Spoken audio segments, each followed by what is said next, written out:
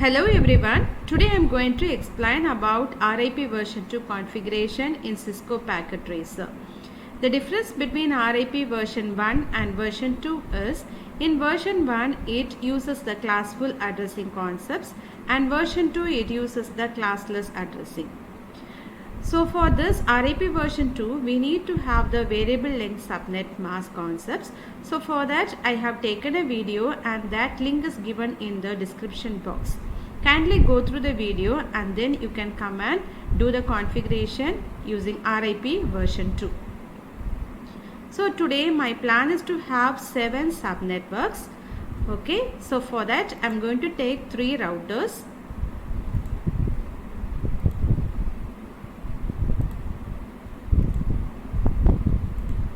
And I'm going to take switches.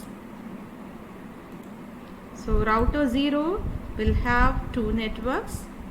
Router 1 I'm planning to have 1 network. Router 2 I'm planning to have 2 networks. Okay, so totally this will be 1, 2, 3, 4, 5. In between the routers 6. In between router 0 and router 1 it will be 7. So there will be 7 networks. And now let me add the PCs. You can add any end device. Here I am going to add the PCs.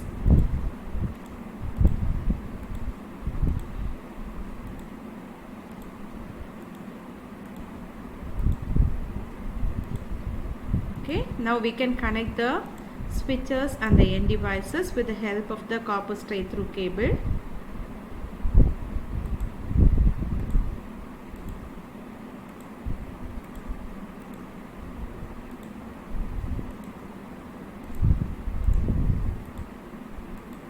I'm sorry.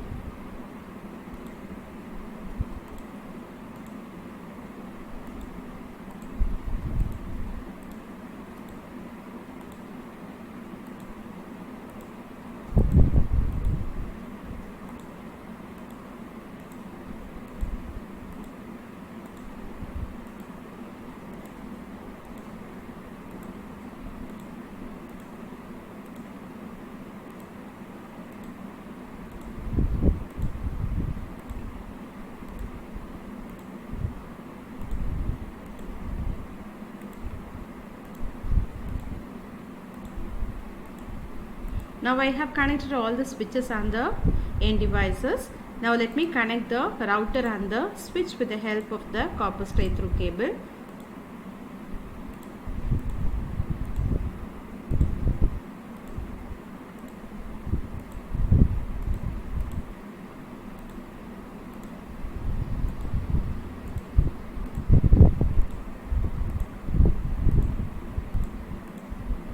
Okay.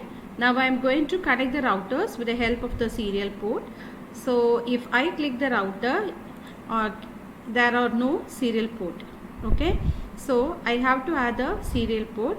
For that I am going to choose the serial port.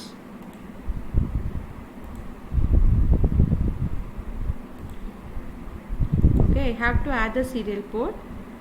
What I have done is just clicked on the router, and then in the physical tab I can find a small switch off, and then choose one module. I have chosen HWIC2T, and as soon as I click this HWIC2T, here the ports are available. Just I have to drag it and drop it in the slot, switch on, and then close this. Okay, so now I can find the ports available. Can you see?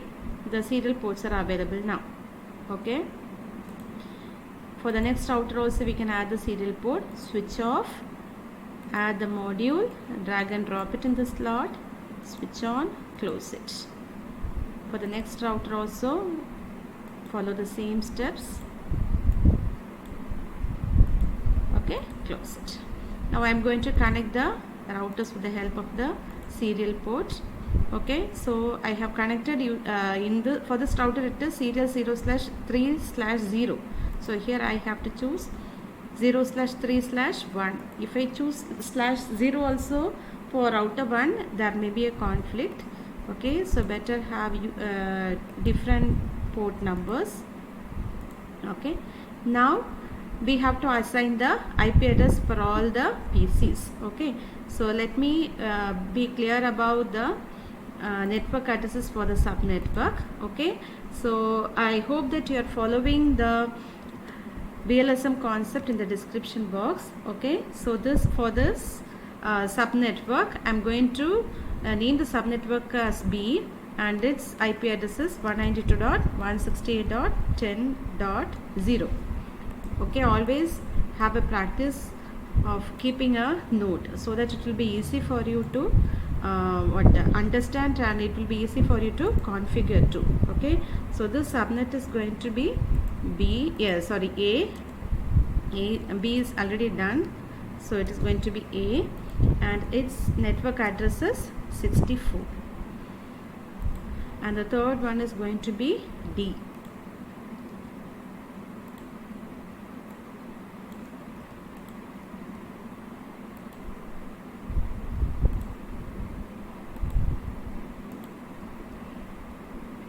This is D, and its ID is 128, and the fourth one is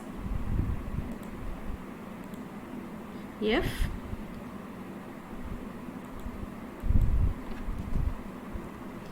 Its ID is going to be, network ID is 160.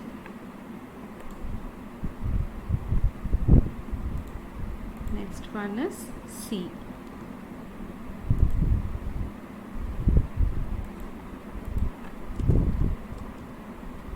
Its ID is 192. And now between the routers, the network is going to be E. Its network address is 224. And next, between router 1 and router 2, the network is going to be G. Okay, and this subnetwork ID is 240.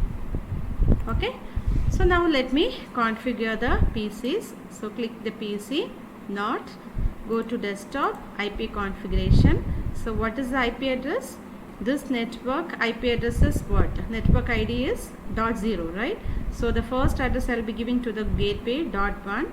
So for this PC not, it will be .2.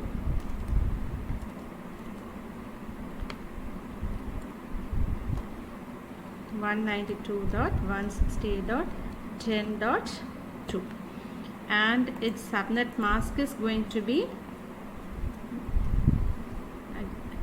once again I am repeating that you have to check the description box for the VLSM concept. Here the subnet mask is going to be 192. The default gateway will be .1. Okay, so this the gateway is .1. Close it. Okay, I have done a mistake.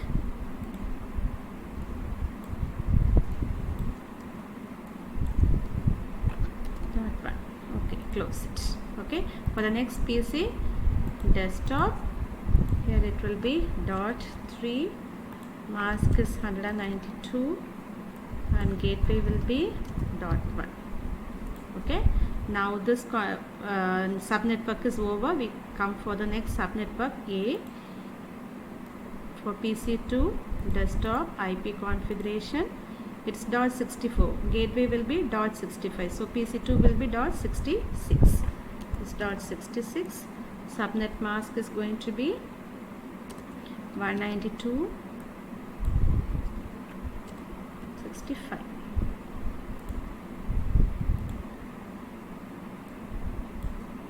Here it is. For PC2 we gave 66, so this will be 67,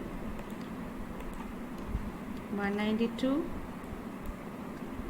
here it is 65. Close it. Now for the third subnetwork D, click the PC4. What is the network ID? 128. So gateway will be 129, it will be 130. And for D, the subnet mask is 224, the gateway is 129. Close it. For the next PC it is 129 is the gateway, 130 we gave for PC4, it is 131, 224, it is 120, it is 129. Close it. Now we have to do for subnetwork F, right? IP, the network ID is .160, so gateway will be 161, so for PC6 it will be 162, and for F also the subnet mask is 224, the default gateway will be 161. Here it will be 163, subnet mask is 224, default gateway will be 161. Close it. Now the for the C subnetwork, the network ID is 192, gateway is 193, so for PC 194. For C also the subnet mask is 224, gateway is 193. Close it. Here also 93 for gateway, for PC8 94, it will be 195, this 224, 193. Close it. Now all the pieces are assigned with the IP address, subnet mask and the gateway. Now what we have to do, we have to make this link up. Okay, so for that what should we do? We have to assign the gateway address, isn't it? IP address for the gateway. So go to config. Okay, gigabit ethernet is this interface. Okay, assign the IP address, it is .1. Okay, then subnet mask is 192 for B, right? And then make the link up, and then again the gigabit ethernet 0/1 interface, assign the gateway. It is 64 network ID, so 65 will be the gateway, subnet mask is 192 on. Okay, then come to the next router.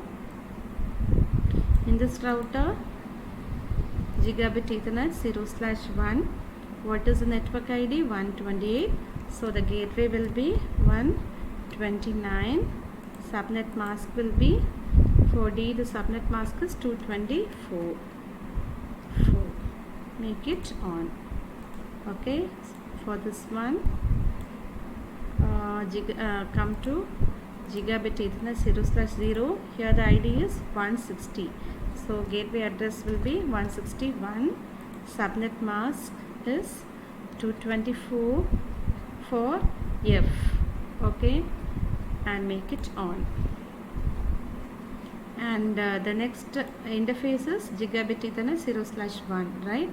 So for that the network ID is 192, so here the gateway will be 193, subnet mask is .224 on, it is up. So now all the links between the router and the switches are up. Okay, now we have to make the link between the router and the router up. So you have to find the port between the routers. So for this one it is serial 0/3/0. Okay, and for this one it is /1. So come to the config mode, /0, assign the IP address, is 224. So we have to assign the next IP address. It will be 225, and subnet mask here it is going to be 240. Make it on. Close it. Come to this router. It is 0/1. We assign 224 for this interface, right? So 5 for this interface. So here it will be 226, and here it is 224. Now it is 240. I didn't get that. Could you? Okay, and on. So the links are up. Okay, close it. Now we have to make the interface or the serial link between the router 1 and router 2 up. So for that, come to 0/0. Here it is 240, right? So here we have to make it as 241.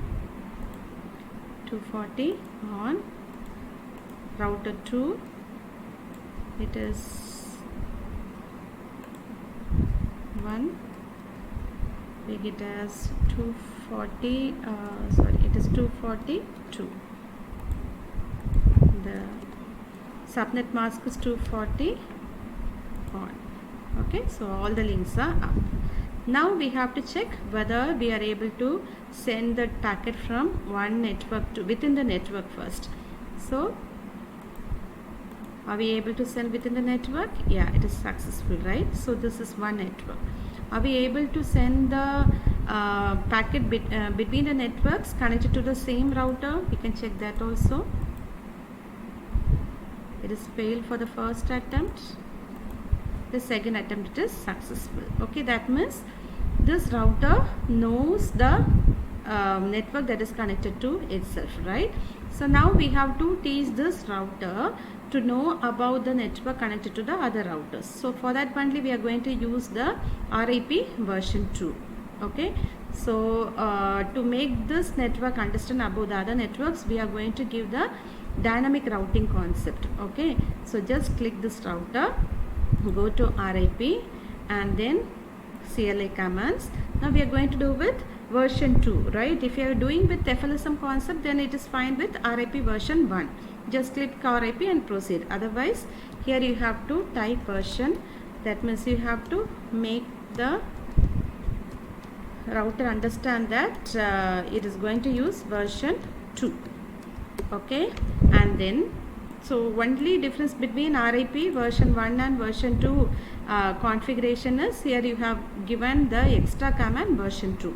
Okay, and after that just add the networks connected to the router.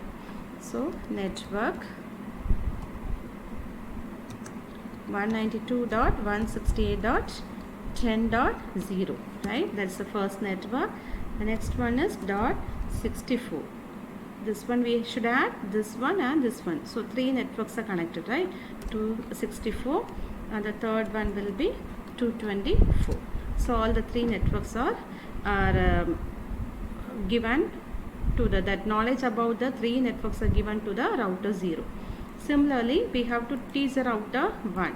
Okay, so for that RIP and then CLI. Now type version 2 and then teach about all the 4 networks connected to it. So what are all the 4 networks? Network 192.168.10.224. The next one is .128. Oh no, for this router also only 3 networks are there, right? Next one is 240. Okay, so now router 1 has got the knowledge. Now router 2 RIP, and then what should we do?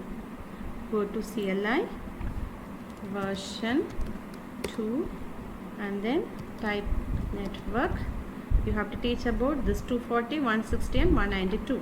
192.168.10.240.